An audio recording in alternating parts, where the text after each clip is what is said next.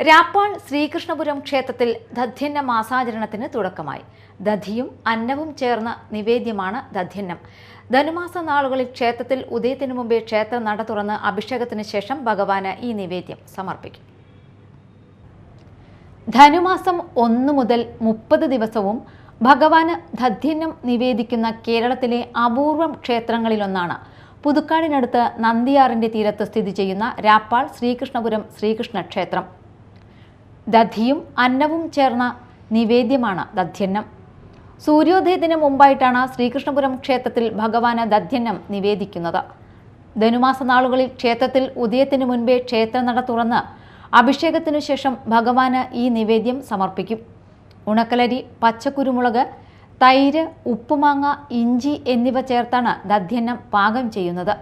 ചടങ്ങുകൾക്ക് തന്ത്രിമാരായ രാപ്പാൾ, കിഴക്കിനിയടം, പറപ്പൂക്കര, നടുവം എന്നിങ്ങനെ 4 ഊരാഴ്മ ഇല്ലങ്ങളിലെ ബ്രാഹ്മണ ശ്രേഷ്ഠരും മേൽശാന്തി നന്ദിക്കര നടുവത്ത് പ്രദീപ് നമ്പൂതിരിയുമാണ് കാർമ്മികത്വം വഹിക്കുന്നത്. ദിവസവും രാവിലെ നാരായണീയ പാരായണവും വൈകിട്ട് വിവിധ കലാപരിപാടികളും നടക്കും. Media time, Puthukkad.